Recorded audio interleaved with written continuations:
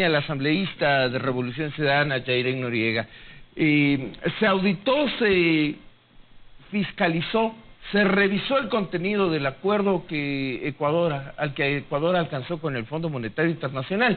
¿Cuáles son las conclusiones? Buenos días, asambleísta. ¿Cómo está? Muy buenos días, muchísimas gracias por el espacio. Sí, en efecto, dando cumplimiento a una resolución del Pleno de la Asamblea Nacional posterior a un llamado que se le hizo al ministro de Finanzas para que, en efecto, pueda explicar el contenido del acuerdo, cuáles son las implicaciones que tiene la firma de este acuerdo para la economía real.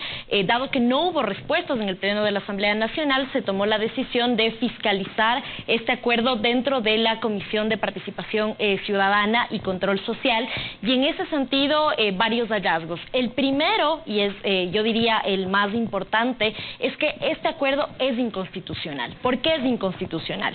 El 419.5 de la Constitución establece que un acuerdo, un tratado internacional, como es el acuerdo firmado con el Fondo Monetario Internacional, tenía que haber pasado por aprobación de la Asamblea Nacional, siempre y cuando estos acuerdos modifiquen, condicionen la política económica del país. Y aquí yo quisiera hacerles lectura rápidamente del punto 6 de la carta de intención que firmó el ministro de Finanzas junto con el gerente del Banco Central y se envió al Fondo Monetario Internacional. El punto número 6 dice lo siguiente: el gobierno está dispuesto a adoptar cualquier medida adicional que pueda resultar necesaria para alcanzar los objetivos del programa con el Fondo Monetario Internacional.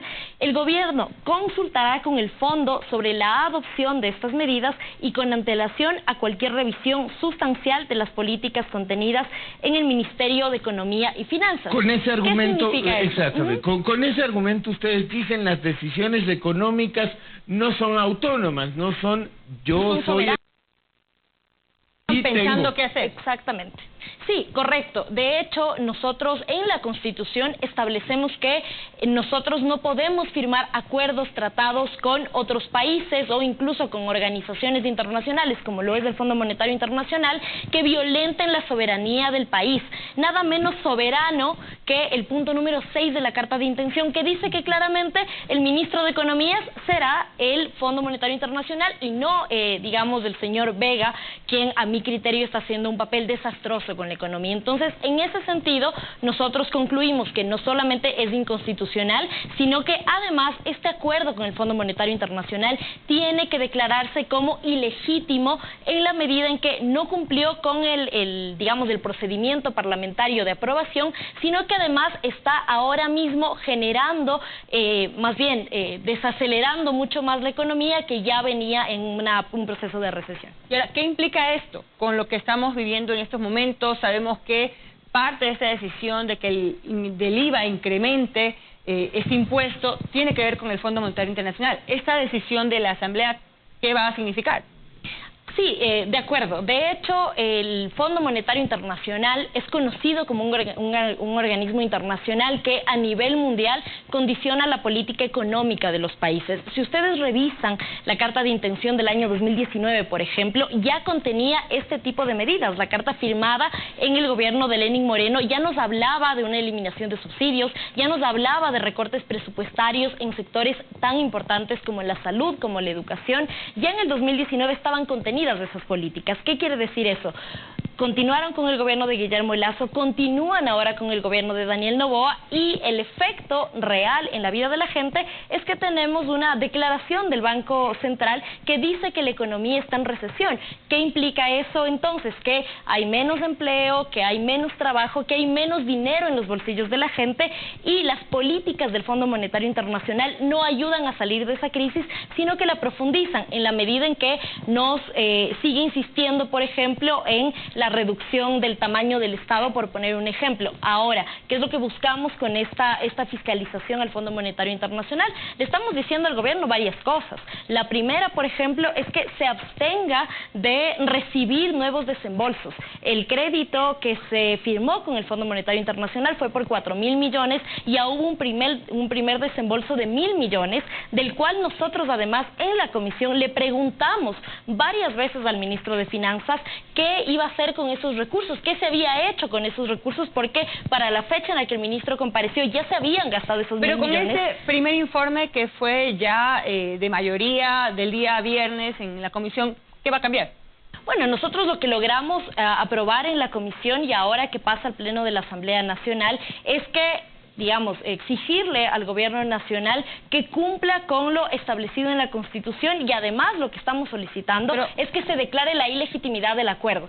Nosotros tenemos conciencia claramente de que las políticas económicas es una competencia exclusiva del Ejecutivo. Sin embargo, al no haber cumplido con la Constitución, lo que nosotros estamos exigiendo es que se activen mecanismos de control. ¿Cuáles son esos mecanismos de control? Por ejemplo, que la Corte Constitucional revise en efecto la legitimidad del acuerdo, y si es que no siguió con los procedimientos y si además de este acuerdo no se apega con lo establecido en la Constitución, entonces que ese acuerdo se declare como ilegítimo y que no se continúe adelante. Eso significaría digamos, en la vida cotidiana de la gente que, por ejemplo, no se sigan aplicando medidas como la eliminación de subsidios, como los recortes presupuestarios a salud y educación, como los despidos también en el sector público, porque si ustedes se fijan, al mes de abril del año 2024 solamente se había ejecutado el 1.1% del plan anual de inversiones.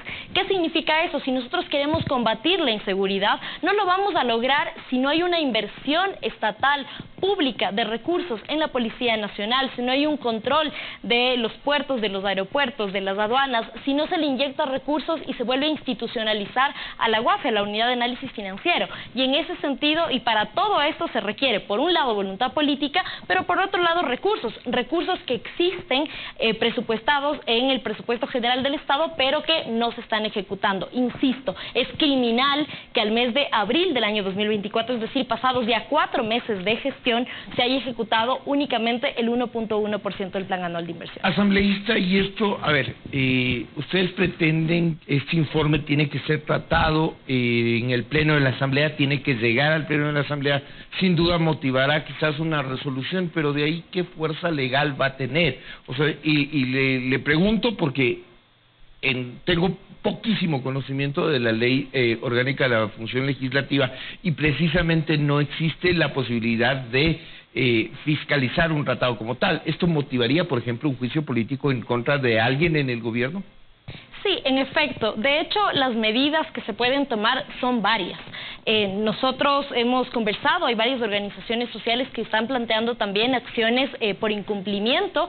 Estas acciones por incumplimiento en el sentido en que nosotros previamente a la aprobación, al proceso de fiscalización en la Asamblea Nacional, también ya aprobamos un proyecto de resolución con 82 votos, y digo esto porque además fueron votos de distintas bancadas políticas, incluyendo fuerzas, digamos, de centro derecha, como el Partido Social Cristiano, que también se opone a que el Fondo Monetario Internacional funja como el titular de la cartera de Economía y Finanzas, en lugar de, digamos, acceder al mercado internacional con créditos que no condicionen la política económica. Y en ese sentido, la aprobación de ese proyecto es interesante en términos de la correlación de fuerzas y los votos. Esperamos que esa misma mayoría se encuentre para la aprobación de este informe de fiscalización, y como decía, se está planteando acciones por incumplimiento, acciones también por inconstitucionalidad, y lo que nosotros estamos buscando también es que la Corte Constitucional revise